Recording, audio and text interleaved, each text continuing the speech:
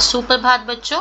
आज मैं नेहा विरमानी आपके लिए नई दीपमणिका कक्षा 6 का पाठ 1 लेकर आई हूँ, संस्कृत शब्द परिचय। शुरू करने से पहले मैं बताना चाहूँगी, जैसे कि मैं 7वीं और 8वीं के नए एडिशन के काफ़ी चैप्टर्स अपलोड कर चुकी हूँ। आज मैं 6th का पहला चैप्टर अपलोड करने जा रही हूँ, न्यू एडिशन का, नई दीपमणिका का। अभी मैं फर्स्ट टर्म के चैप्टर्स पहले डालूंगी, लेकिन अगर आपको लगता है कि आपके स्कूल में कोई और चैप्टर हो रहा है और आप कोई और चैप्टर पहले चाहते हैं, तो आप मुझे कमेंट बॉक्स में लिख के बताएं और उससे पहले सब्सक्राइब करें, ताकि मुझे पता लगे कि आपको कौन सा चैप्टर पहले चाहिए, मैं उसका वीडियो बना सकूं। अभी मैं फर्स्ट टर्म के सारे 6th के अपलोड करूंगी, उसके बाद मैं 5th के भी नई दीपमणिका के चैप्टर्स अपलोड करूंगी, जैसे कि बच्चों की रिक्वेस्ट आ रही है मुझे। तो आइए अब हम ये कक्षा 6 पाठ 1 संस्कृत शब्द परिचय स्टार्ट करते हैं। सबसे पहले हम शब्द दोहराएंगे।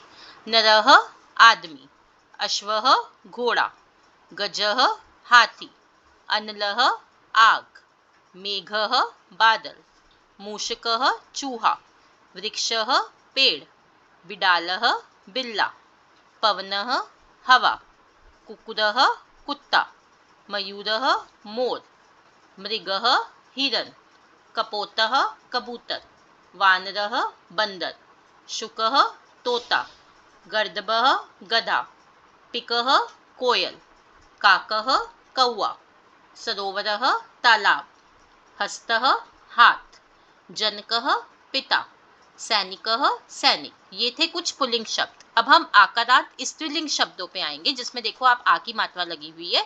लता बेल, अजा बकरी, कोकिला कोयल, शिक्षिका पढ़ाने वाली, कन्या छोटी लड़की, महिला स्त्री, कलिका कली, अम्बा माता, पाठशाला विद्यालय, मधुमक्षिका मधुमक्खी, चटका चिड़िया, गायिका गाने वाली, धरा पृथ्वी, नासिका नाक।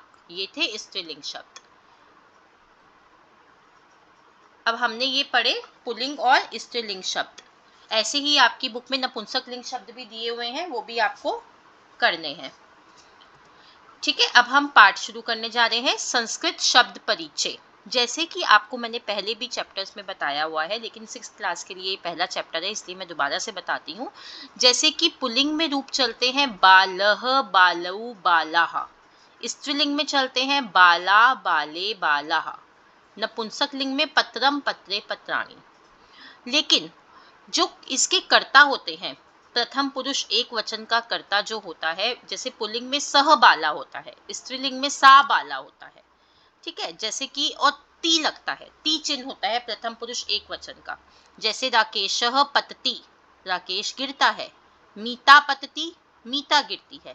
फलम पतति, फल गिरता है। विशेष क्या है इसमें, लिंग परिवर्तन होने पर भी क्रिया में कोई परिवर्तन नहीं आता, तीनों लिंगों में क्रिया एक समान ही रहती है। अब आप देखो, राकेश पुल्लिंग था, मीता स्त्रीलिंग थी, फलम नपुंसक लिंग था, लेकिन क्रिया जो थी पतति वो तीनों में सेम लगी हुई है। जैसे कि ऊपर भी देखो, एक बच्चा बना हुआ है, गर्ल बनी हुई है, पुस्तक बनी हुई है, सब में पठती लिखा हुआ है ना, क्योंकि क्रिया सेम रहती है, लेकिन जो लिंग है वो बदल सकता है। ठीक है, अब हम पाठ शुरू करते हैं। जैसे संस्कृत में 3 वचन होते हैं, एक वचन, द्विवचन, बहुवचन। अभी हमने पढ़ा 3 लिंग होते हैं, पुल्लिंग स्त्रीलिंग नपुंसक लिंग। ऐसे ही 3 वचन होते हैं, एक वचन, द्विवचन, बहुवचन। अब मैंने रेफरेंस के लिए साथ में देखो हिंदी लिखी हुई है, साथ साथ आप देखेंगे ताकि आपको पाठ अच्छे से समझ आए। सह पठती, वह पढ़ता है। तौ पठतः, वे दो पढ़ते हैं। ते पठंती, वे सब पढ़ते हैं।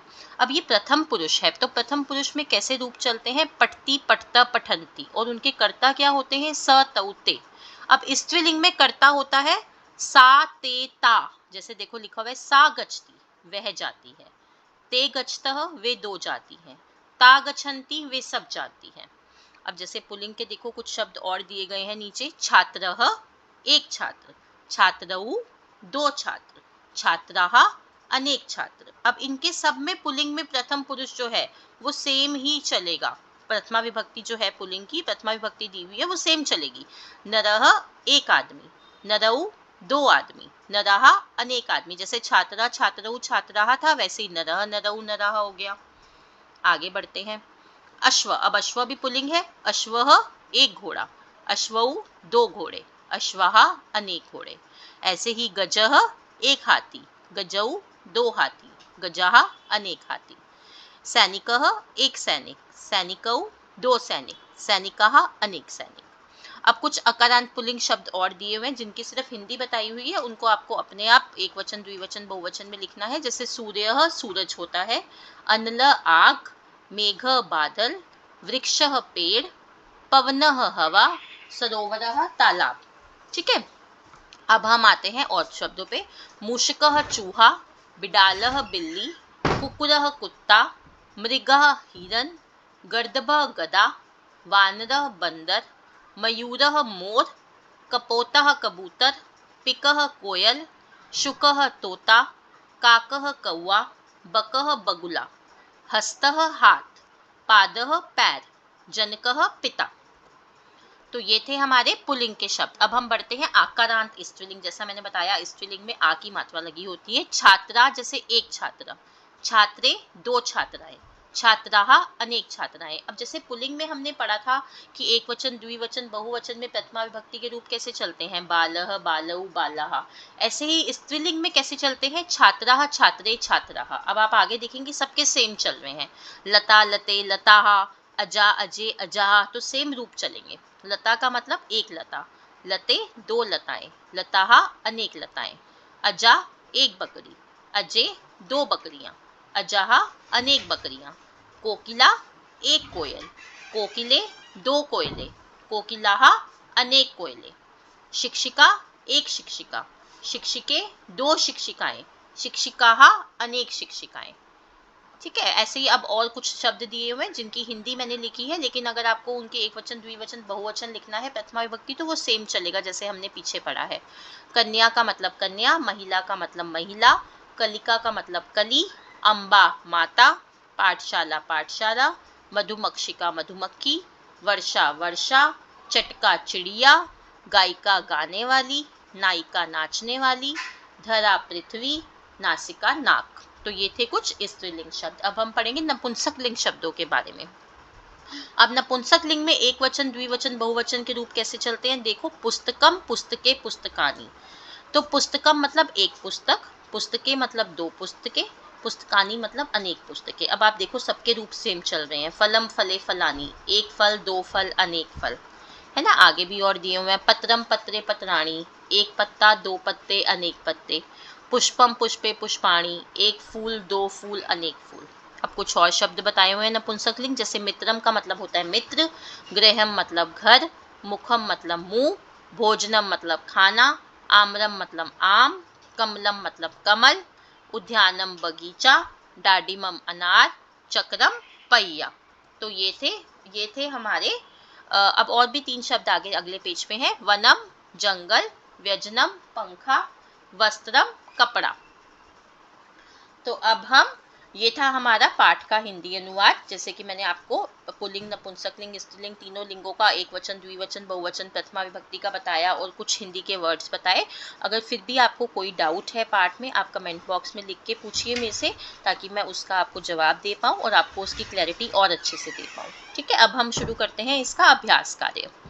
प्रश्न 1, उदाहरणानुसारेण रिक्त स्थानानि पूरयत, उदाहरण के अनुसार रिक्त स्थान भरिए। जैसा कि हम पढ़ चुके हैं पहले हमें देखना पड़ेगा ये पुल्लिंग शब्द है, स्त्रीलिंग है या नपुंसक लिंग है। उसके अकॉर्डिंग आप उसका एक वचन, द्विवचन, बहुवचन लिखोगे। जैसे फल नपुंसक लिंग है तो क्या हो गया, फलम फले फलानी। अब वर्षा, आ की मात्रा स्त्रीलिंग है, वर्षा वर्षे वर्षाः। वन नपुंसक लिंग, वनम वने वनानि। वृक्ष पुल्लिंग, वृक्षः वृक्षौ वृक्षाः। अम्बा स्त्रीलिंग, अम्बा अम्बे अम्बाः। मूषक पुल्लिंग, मूषकः मूषकौ मूषकाः।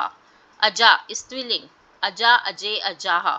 पवन पुल्लिंग, पवनः पवनौ पवनाः। भवन नपुंसक लिंग, भवनम भवने भवनानि। तो ये था प्रश्न 1। अब प्रश्न 2 है, वचनानुसारेण पृथक कुरुत, वचन के अनुसार छांटने हैं। पहले आपको देखना है कि क्या शब्द है, तो फिर देखेंगे हम एक वचन में आएगा, द्विवचन में या बहुवचन में।